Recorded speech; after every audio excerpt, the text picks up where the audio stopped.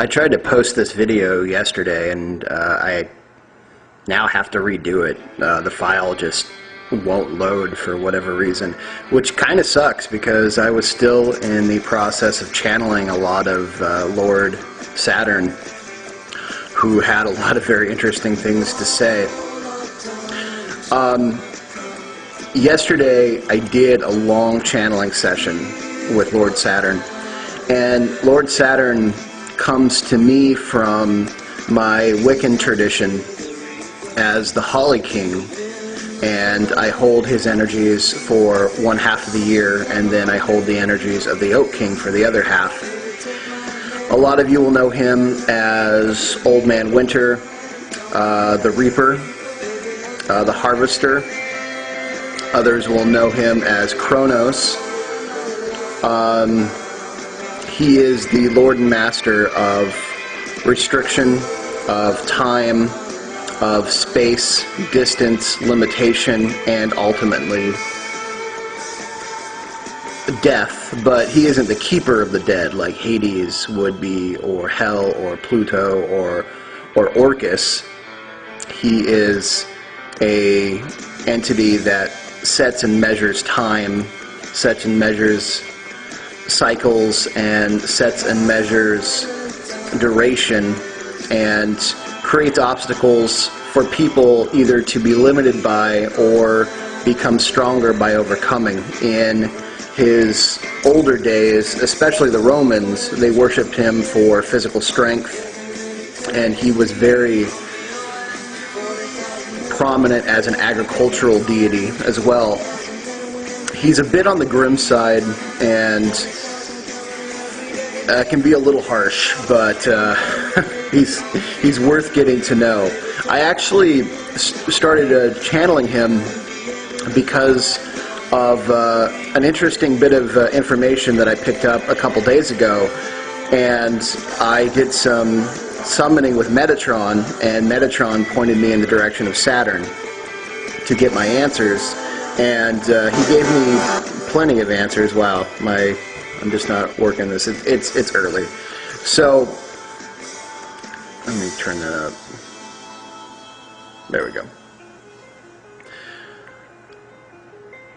Yeah, and well, he's feeling like he's trying to. Okay. So oh geez, Saturn feels like he's wanting to come back in, and I'm not sure I'm in the right place for that to happen. This was the picture that he really liked. That is yours truly, still somewhat being or allowing Saturn to flow through me.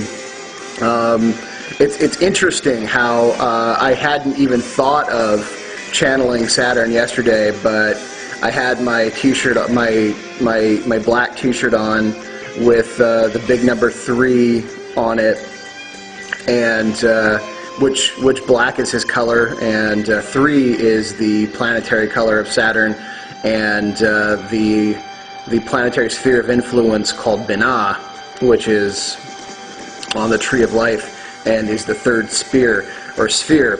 So it was. I wonder if he hadn't already figured out that I was going to do some channeling that day and put me in the appropriate attire to help that come through. And he definitely stayed for most of the day. Yeah, he really wants to come through again. Okay, hold on. I'm gonna let him do that.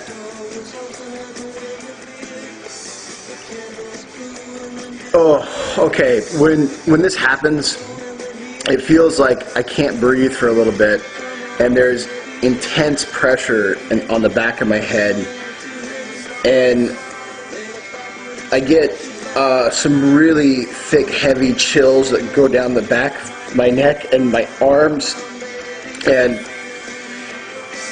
it's just really heavy. And he's such a strong deity that, okay, he wants me to remind people about Thor. Apparently there was a wrestling match between him and Thor in a story where Thor was tricked into wrestling Death, and Death came as the guise of an old woman. Thor was able, depending.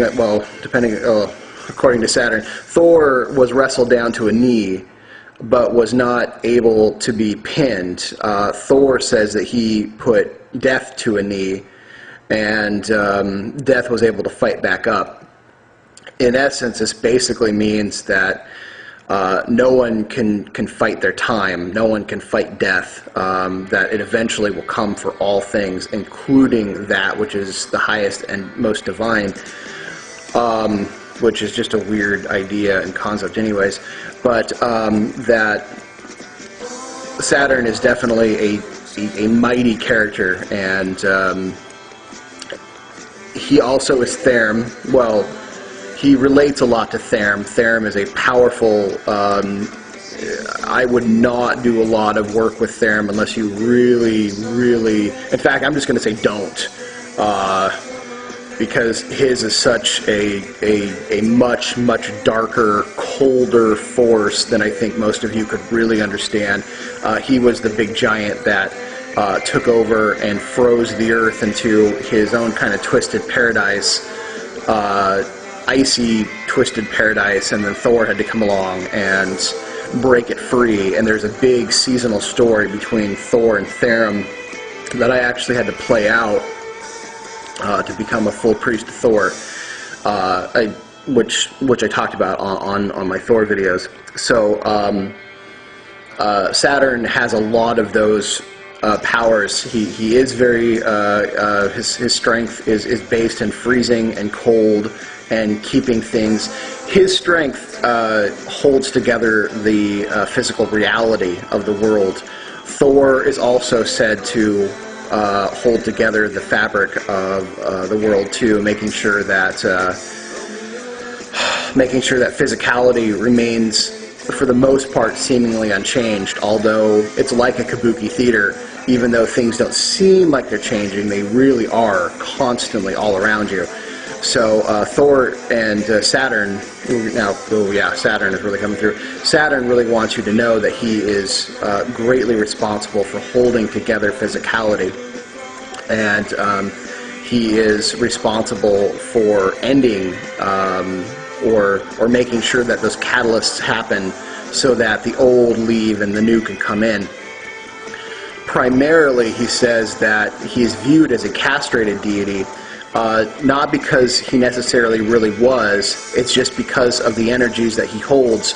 He can't proliferate any more of himself, and thus, when he comes to an end, which is a hard concept because he says it'll happen, but not any time into which any human could ever figure or would ever live to see in any type of evolution whatsoever, that too would be the end. And he promises there's a beginning to that, and there's a lot of high occult stuff that he's putting through me right now that I don't have time to really kind of figure out. I'm just giving you the basics of what he's putting through. Oh, jeez. Man, it's hard to channel because I'm not fully there. I'm getting brief bits of it as it kind of comes through. His main purpose is the fact that he is coming out. I want to say I am coming out because that's what Saturn's saying. I am coming out. Lord Saturn is coming out as a major opposition to the Illuminati. He has been for a long time, but no one really has sought to look there. He says that the Illuminati is a highly unnatural and he says corrupted cycle that needs to come to an end. They feel as though they can outsmart him, that their life extending technologies can bypass death and end times, and he says that is beyond foolish, and that there are going to be appropriate repercussions for that. And coming from somebody like the Holly King and Lord Saturn, that really, I don't want to know what that means, but that's not good. That's very unpleasant. He also wants me to channel through that he is very willing to work with anyone out there right now who would like to see the end of the Illuminati. He is also very much against any of the reptilian and interdimensional extraterrestrial engineering that is going on, because humans have their own evolutionary natural cycle, that has been unnaturally increased, and he would like to see that return to a more natural state. He says that humans have their own evolutionary purpose towards freedom or slavery, and that he is not necessarily compassionate towards whatever one that we pick, because it would be our natural choice. He says, however, that the unnatural cycle that we've been put into with our unnatural evolution that has sped us unfairly towards slavery must come to an end. And so he is very much about cutting that out. He would very much love to help harvest that out of our genetic DNA. He says there are some things that humans should keep, that we would have evolved to having those, especially psychic abilities, by this time in our natural evolution anyways, but that we are about 500 to 600 years above schedule of where we naturally should be. I don't know what that would necessarily look like, having that all removed, but I do feel that the Illuminati being just stamped out of existence would be a preferable thing.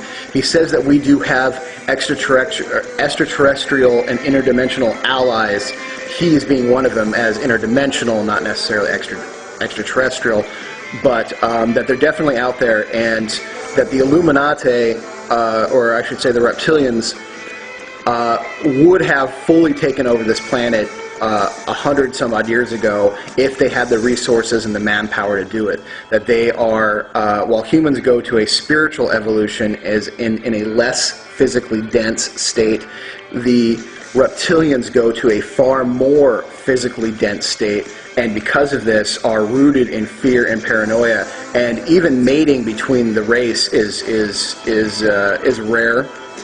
Offspring is rare, and a lot of times murders happen while they actually try to propagate the race, because there's a big a true power struggle that happens, and it doesn't usually end very well. So their race is dwindling, mainly because there was a huge portion that was split off from the main race that went through, he's showing me like a time tunnel, so I'm going to assume that's a wormhole, and they were chased off. They were kicked out of a whole other universe for doing what they're doing here, but not all of them went through the same time tunnel, I guess. So who knows? I don't know if that means that they were, you know, from way, way, way in the past or way, way, way in the future, but for whatever, they've ended up in our time cycle present.